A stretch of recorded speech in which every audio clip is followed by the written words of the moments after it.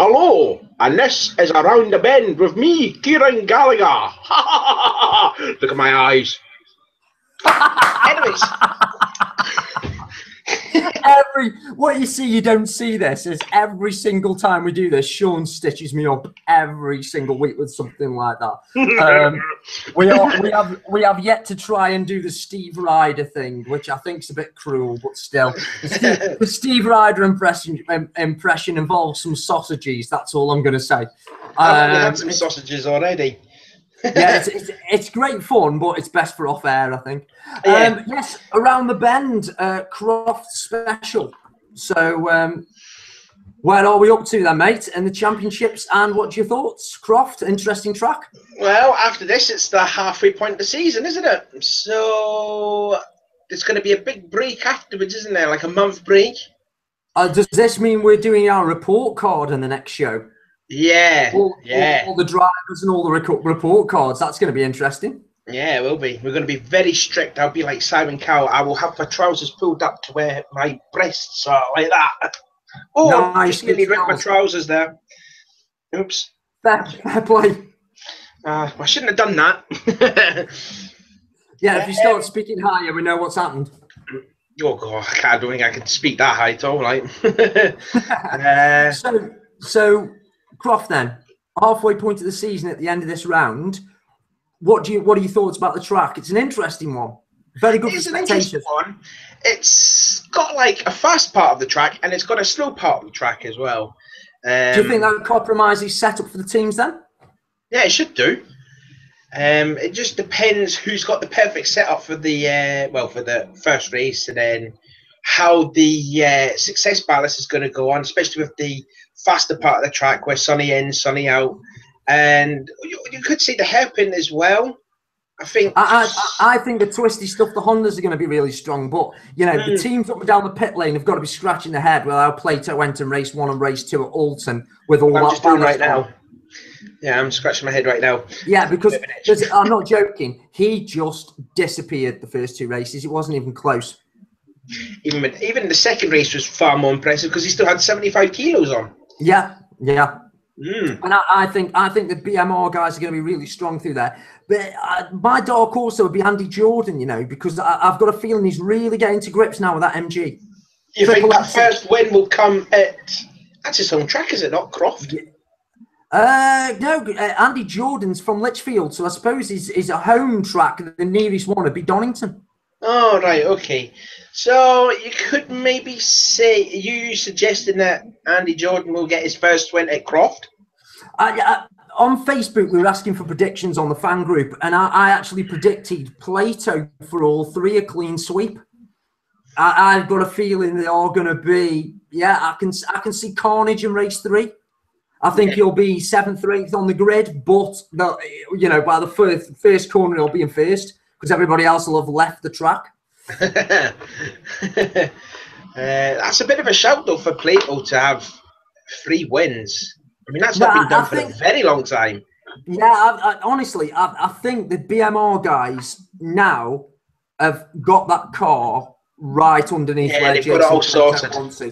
Absolutely, and I think the setup is why Colin Turkington is not going as great as we thought. And I just think that all the cars are set up to the fastest car, and the fastest car at the moment is Plato, and it just doesn't suit Turk's driving style.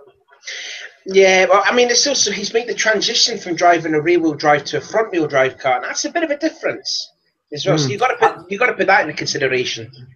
Yeah, I just think with Turkington though, it's about confidence with Turkington. When he's confident, the second Turkington wins in that car, he will win 5 or 6 on the bounce. Probably not on the bounce, but like 5 or 6 here and there, if you mean. Yeah. I mean, he will definitely take a race win out of every round, if you get what I mean, of 3 races. The next 6 tracks, he will be there or thereabouts. He just doesn't seem to be happy in the car at all. Just doesn't seem to be happy in the car. Yeah, he just needs to get a bit more time into the car, and he'll be, they'll have the month break as well. So maybe will they have testing in the middle of the break?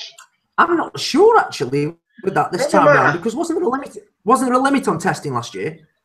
I'm not too sure now. It's interesting. It's an interesting one. Well, we said that together.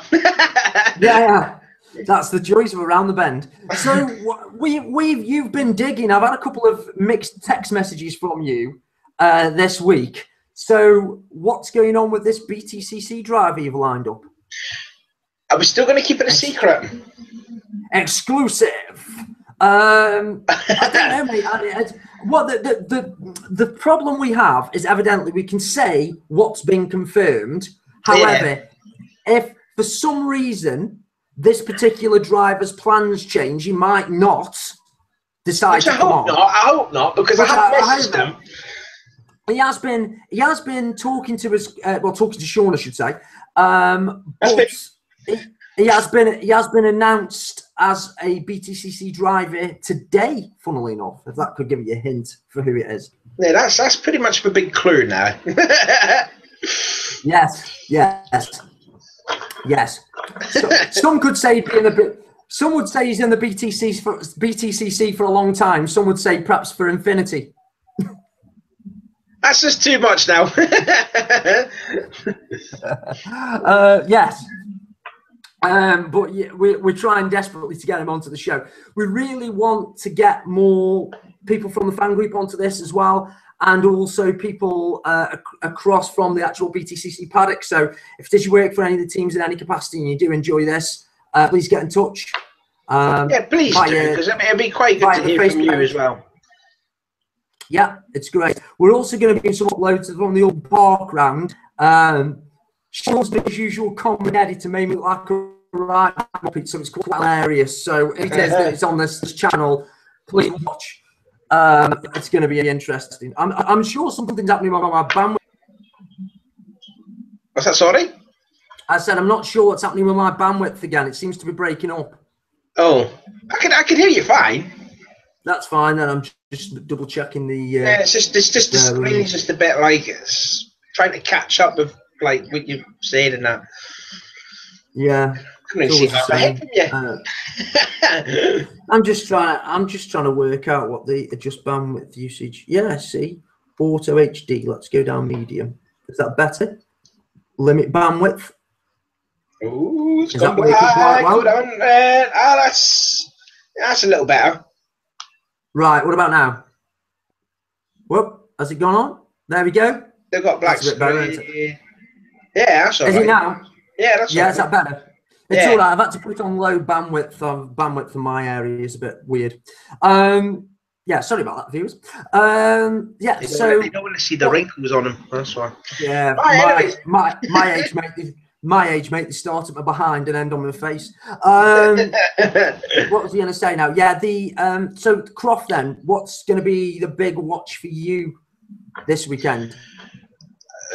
Obviously, the big watch is going to be how Plato's going to race, how the Hondas are going to. Who's going to be like a surprise driver of the like a surprise driver that we? How can I explain it? I like the surprise of the round. Yeah, like you could see like the Adam Morgan or that, or how will the BMWs will cope around there. It's going to be interesting. Yeah, I think the Mercedes are coming on strong. Yeah. I think also with Aidan Moffat too. He's. I tell you what I fancy for a reverse grid is actually Hunter Abbott, Rob Austin's teammate. I really fancy him for race 3. Actually, come to think of it. I hope the Audis really are more competitive in the second half of the season. They have been terrible. They really have. I'm disappointed because I wanted to see Rob Austin more up there in the top 10, but for me, he's just been disappointing. I think Sherman needs a massive makeover. I think honestly, I'd love to see Rob Austin in a much bigger team. I'd love to see him. He reminds me a lot of Guy Martin. You never know what he's going to say or what he's going to do in interviews and things like that. And I think that's what puts big teams off. I could actually see him at WSR actually. Really? Rear wheel drive BMW. He'd grab that by the scruff of the neck and properly throw it round. Yeah, bit of a shout there, yeah. So what are you looking forward to this weekend then? The racing. The race, and how is it going to like pan out? Who will do well in race 1, race 2, success ballast, the Rob Austin draw. I mean, the not the pick your number What's out. Get going the to be what's going to be really interesting for me is track limits, because Croft's yeah, not an especially the MSV. first corner and that. Yeah, they do like to go a little bit off the track. It's not an MSV circuit, so will Alan Gow actually really clamp down on him? Because MSV circuits, No. so Brands Hatch, Alton Park, etc., have got cameras on the actual curbs, and they actually take photographs if they go over, and that's how they report them. Whereas other tracks like Croft don't have that technology in there. No. So, you know, they can lean on it a little bit more. No, this is the touring cars. They try and find like a corner of a straight line, like a flat curb, and they'll just go straight through, like over the curb. Paul O'Neill used to go around the back of the hot dog vans at Croft. What, on fire? Yeah, no, just anywhere, you know. I think he took like he got round having all 4 wheels off the track by going through on the door. I think that was the way. Technically, Alan Gow couldn't say anything because he was actually in midair. Yeah, I think there's going to be a lot of surprise packages at Croft. And then going forward, this break into the season, do you think the top drivers will need the break, or do you think that's going to give the opportunity for people like Andy Jordan and Adam Morgan and people like that to come through and sort of get a second wind at really pushing for the second half of the season? I would consider the break as a bit of a hindrance, because you know you get confident as the rounds go by, especially with Plato Armed at Alton Park, and I think his confidence is still going to continue at Croft. Oh, it's gone black. Your screen's gone black again. Yeah, it's all right. Yeah, don't worry, mate. I'm just trying and change it up again. All right. But I think the break would probably come at a worse time if you are like a driver that's on form. Like the Hondas, they've been going very well. They seem to be deep in. They seem to be deep in conversation. You know, I think Honda are on the back foot from how strong BMR are. Yeah. But I think you would have to consider that Honda's a much more improved car, because they've made it. It's a new car. They've completely scrapped their saloon car, which was just terrible. And you know, Matt Neal's more competitive now. He's up there, up at the front. Considered that from last year. Gordon Shedden's also there and thereabouts. Shedden always goes well in the second part of the season. Shedden always goes well in the second part of the season. The other thing I wanted to ask as well is, after the break, do you think that the BMR drivers are going to have a bit more infighting?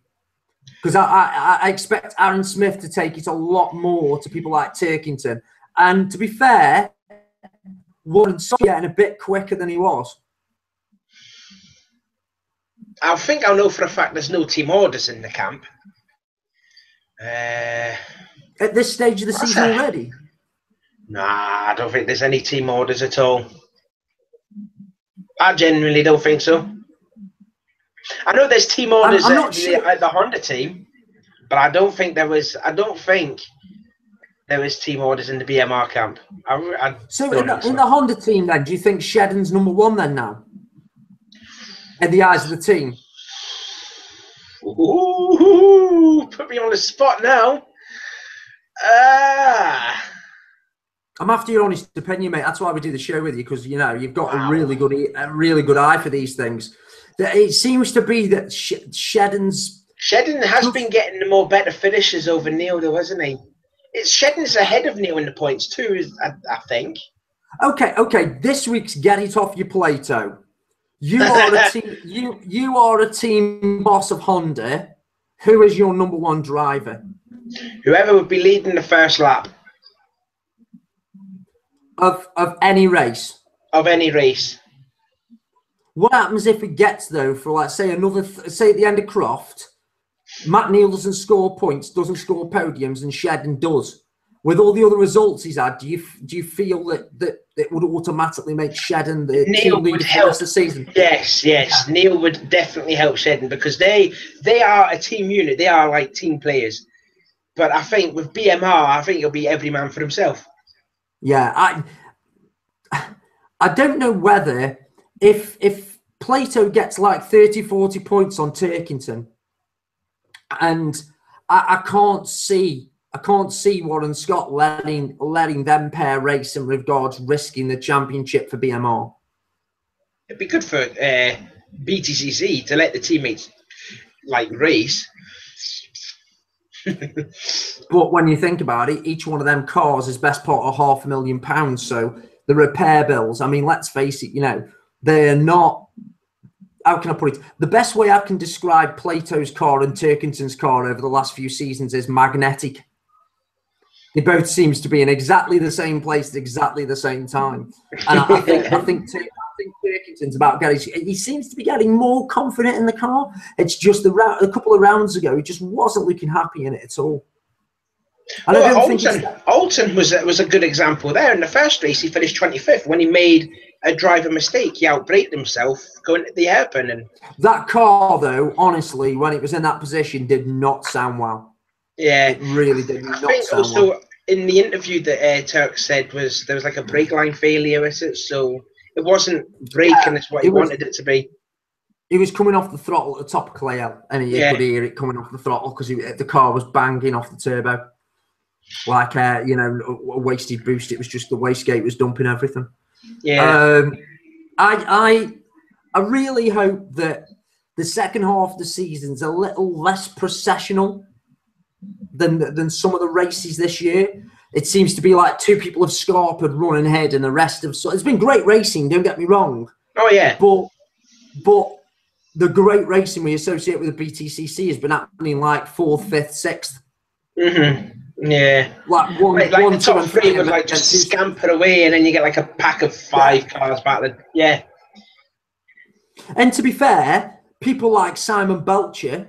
and they've made the BTCC for me this year. I mean, there's a whole clamber of people who are half a second away from being real superstars and being on the podium every single time. Mm-hmm.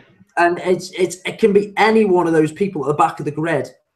Any one of them, give one of them like half a second, and they'll be challenging for wins regularly. There are no bad drivers in the BTCC. There isn't one. You could talk about Lee Wood. He was like at Snetterton a few years ago. He was on court. I think did he not get a podium? I think he did get a podium. Croft and Snetterton always seem to throw up like a random back of the grid winner, if you get what I mean, and not like a reverse grid gimme, like a real hard fought. They are on the pace. The car is set up for that circuit, and the rest of the season the compromise, but just that one track, I tell you one thing that we need to talk about, and we haven't talked about it so far, is Nick Hamilton. Yes, yeah, Nick. I think. Now, Nick, I think he is going to be racing. He's he was on the BBC News this morning, giving all the talks about the BTCC. It was nice to see that featured on the BBC. Nick in Clio Cup racing struggled. He struggled with one thing, and the one thing was realizing that he needed to use the brakes. That kid is super, super, super brave. There's no two ways about it. If he thinks that a car will stick and he can go around the outside while everybody else is doing 80 mile an hour and he thinks he can do 140, he's either going to go out in a ball of flame. There is no way he's going to touch that brake pedal. No. You will see it. If you want something if he's racing at Croft, please, when they're running nose to tail, and the cameras will be on him because it's a Hamilton, watch the brake lights of the cars around him and notice Nick's don't seem to be on. In Clio Cup, he used to regularly slow down by just driving into the bumper of the car in front and then brake. Oh, did he? I didn't even notice that. Oh, he was absolutely ruthless. As an overtaker, I'm not joking. He's a super aggressive overtaker. When that helmet goes on, that kid's strictly business. It's not a publicity stunt by Alan Gow. He wants to win. He doesn't want to come second. He doesn't want to be in the BTCC. He wants to win. Was it the same video that was posted on the BTCC fans group page? There was a woman who posted a video of Nick Hamilton, and it was like another person that was in a wheelchair speaking. Yes, it's a Nick. One, yeah. So what and you see, did you see him when he was driving the car? He actually seemed to be on the pace. He looked like he will be. Oh yeah, because I will say one thing about it was he struggled to get sponsorship for ages. Now wants to come forward. Now with personal sponsors. And by the way, I will say one thing I know about Nick Hamilton. He gets no support at all from Lewis. I'm not saying he couldn't. I'm saying Nick doesn't want to have. He wants to be in the BTCC on his own merit. He's organised the sponsorship himself and everything himself. And I'm telling you now, that boy can afford now to be testing. If they're allowed to test in this 3-week period, it will not be a morning, afternoon, or evening. He won't be in that car. But you know for a fact that Lewis is going to be at Croft supporting his brother, and I think the dad Anthony will also be there too, supporting Nick.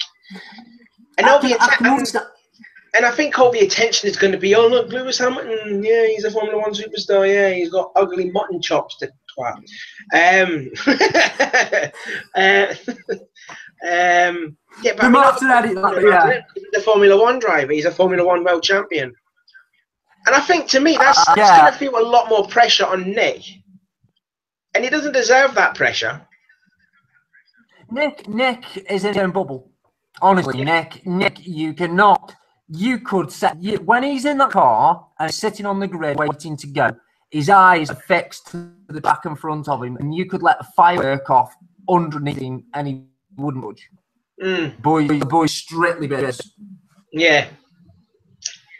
Do you think he would get points? Would he finish in the points in any of the 3 races? I think he could probably snip a couple. It all depends for Nick if the first 2 races are dry.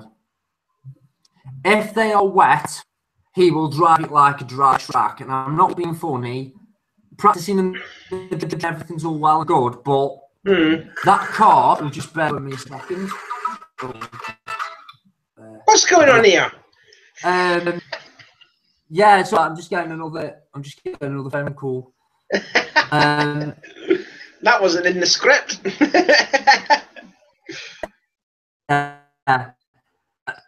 It's never in. Okay. Yeah. I think with Nick, once he gets in the wet, he'll drive flat out. And my big concern is that it comes off as big action straight away, against his confidence, and it takes him to set that confidence back. He needs a good run and race on. If he good run and race on, that's to be sorted. I think the most important thing for Nick is he wants to gain the respect of the other drivers, that he's a fair, honest, clean racer. I don't know about the the proper aggressive thing, because he'll might have a bit of give and take, if you will. Like, he can give it out, but then he has to take it back. Like, you have to get punted in the rear as well. That's learning it the hard way, I would say. Yeah, he's. I'm sorry for me. I've got bandwidth issues here, guys, so I'm just trying to do that. I look like Max Headroom right now. But let me adjust this. Hang on, bear with me 2 seconds. Let's go for low, not very low. Let's do that. Is that better? Yeah, I personally think that he's got an opportunity to really, if it's sort of been through the mill with the Clio Cup. Everybody like, you know, he's a disabled driver. Can he do it? Is he going to be quick enough? Is he going to be a danger to himself and other people on the track and all that? And he answered all those. He answered all those questions.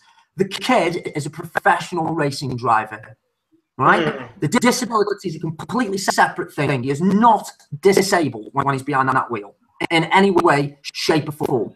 He trains so hard, I believe. The pain he goes through to even sit in the car is excruciating. The average person wouldn't bother. The kid's as tough as nails. There's no two ways about it. I think with all the media hype, especially if Lewis is going to be there, it's going to be really bad if it takes the shine over what he's actually achieved. Because he's going to be an inspiration to every single disabled kid in the country. Yeah. An inspiration. It's like he that. Can use the, yeah. Yeah, it's like that never say die attitude, you know, you don't give in. Dream what you dream.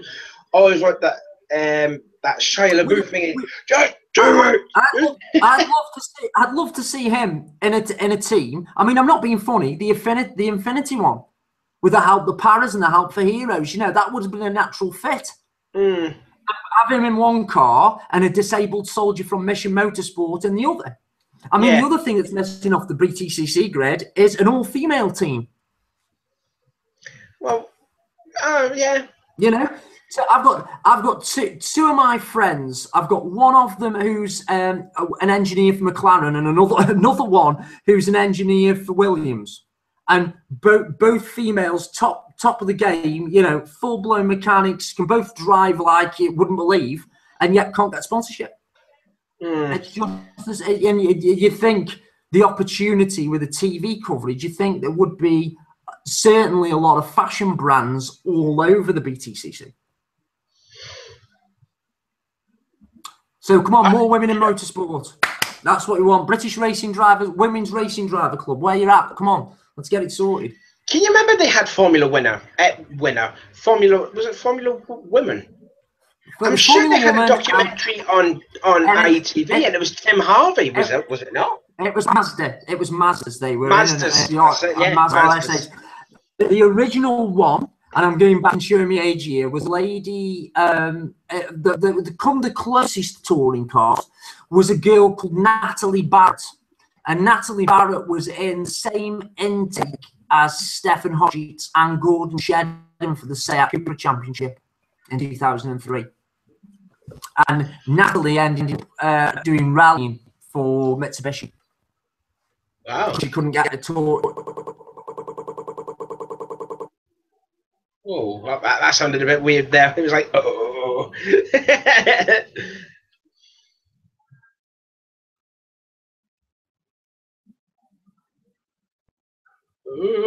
I can't hear you now. I can't hear him. I can't hear him.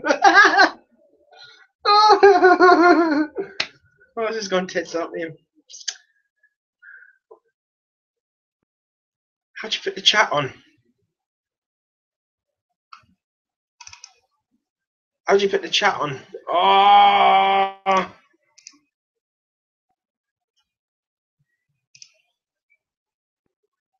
Can't hear you.